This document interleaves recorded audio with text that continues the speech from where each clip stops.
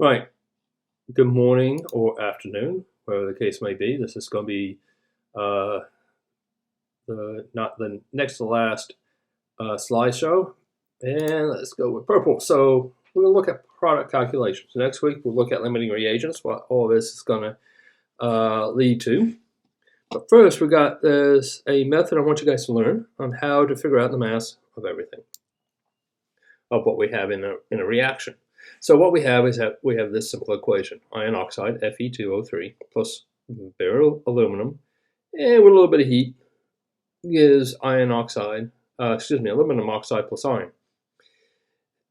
And there's two ways that this could be read. And first way is it could be read as 1 unit of iron 3 oxide plus 2 atoms of aluminum yields 1 unit of aluminum oxide and 2 atoms of iron. Or we can actually go a little bit larger and go 1 mole of Fe2O3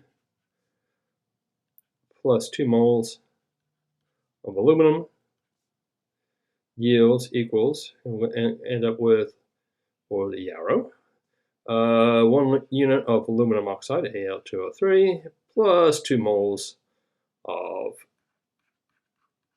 iron, and this is 1 mole. So with these, this is a bit of a review. So either way, 1 mole or 1 atom. And since we deal with weights to measure things, we got to use moles. And this is why we use these chemical equations. We need to convert moles to grams, mainly because we use a balance to mass out the amount that we need. We cannot count atoms of aluminum. We cannot count the units of iron oxide. That won't happen. We just do it by mass. And it's a way to get a good estimate of how much we have and count. And this is where the moles come in. Remember, moles are 1 mole is actually could be anything. It's a 6.02 times 10 to the 23rd. This number is very important because this connects the number to a number of atoms. So it could be atoms, it could be units, it could be anything. It could be cars. 6.02 times 10 to the 23. Now, to convert moles to grams, you need the molar mass. And that's when we look. That's what we did in the previous couple of weeks. And you're going to have more practice with that. So how this equation works: if we have one value, say mass of aluminum, we can figure out the mass of your reagents produced. We can figure out the moles. And this is what we're going to do next week: determine if we have a limiting reagent. So if we did this already, this was last week, and now we're going to go on this week. So this is last week, and this is today. And all this is building up. So here's the steps we need.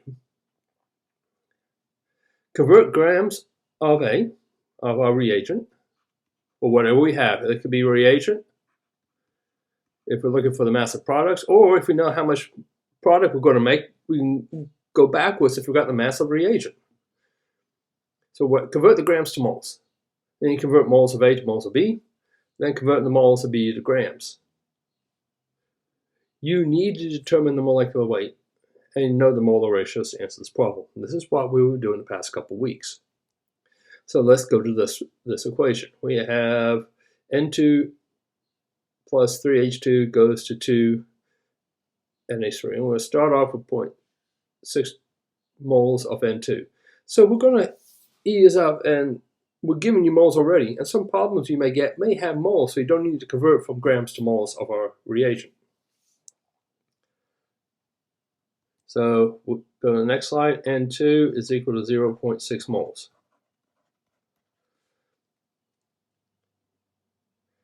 So let's start the equation.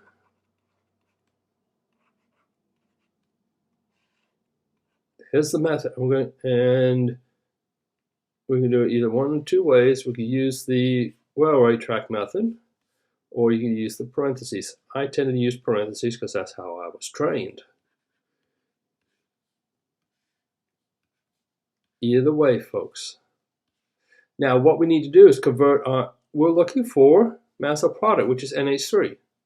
So we need to convert our nitrogen to NH3, and this is where the molar units come in. So if we go back down here, we have 2 moles of NH3 to 1 mole of N2. So that's our molar ratio.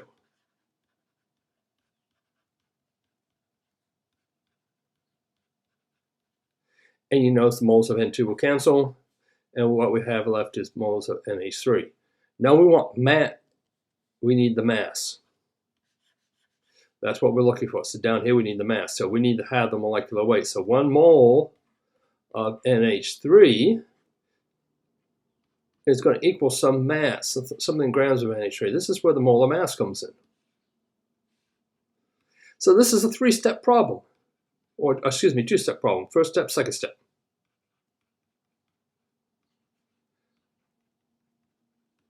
So nitrogen is 14.01, and 3 times 1.01, that is not hydrogen. So that's going to be 17.04.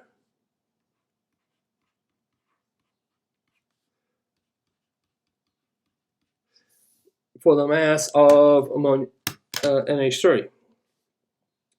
So now go across. 0.6 times 2 times 17.04. 0.6 times 2 times 17.04. That will give me 20.04 grams of NH3, and that's my product. And this is going to be the same number. On the bottom, everything's 1, so we don't have to worry about it. So this is my answer, 20.04 grams of NH3. And that's what we're looking for. So that's how much product we'll make. Again, these are the steps. This is and to show this cancel, this cancel, this cancel, this cancel. I have mass of NH3. So if I do the calculation correctly, I'm going to get the right answer every time.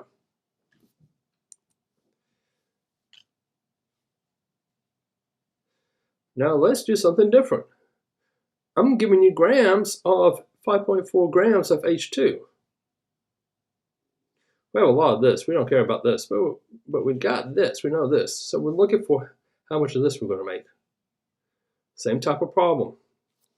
So we got H2 is equal to 5.4 grams.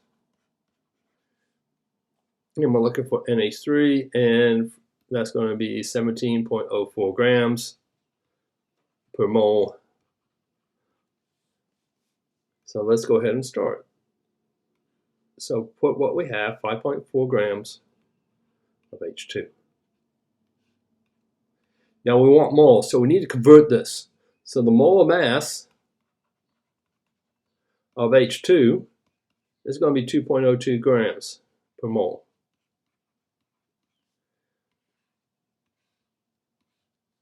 So I'm putting 2.2 on the bottom because I want moles of H2 on top. So the grams will cancel, I got moles. Now we come to the molar ratio. So this first step is converting grams to moles. This one's going to convert moles of H2 to moles of NH3. So we need NH3 on top, moles of H2 on the bottom. And if we come up here, it's a 3:2 ratio. 3 moles of H2 to 2 moles of NH3. So this is 2, and this is 3. This is important because this is going to adjust everything. Now we need to convert to the molecular weight. So that's 17.04 grams of NH3 to moles of NH3. This is a 3-step process. First step, second step, third step. And we multiply across the top first. 5.4 times 2 times 17.04. So that's 184.032. I'm just counting the digits through. And now I want to multiply everything at the bottom. So it's 2.02 times 3. That'll be divided by 6.06.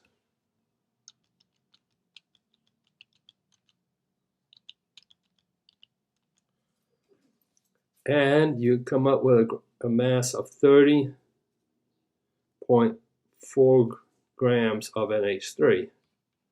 And that's how you do this calculation. Well, all right, 3 steps. Use either train track or this method. I don't care. As long as you get the right answer, I'll be happy. So remember, we're converting grams to moles, then moles of H2 to moles of NH3, and then moles, convert the moles of NH3 to mass. Now, folks, if you want to split this up into 3 different steps, do this one first, then take the answer and do this one, then take the answer and do this one, that is fine as well. As long as you do the steps, I'm happy with that. Okay, thank you, folks.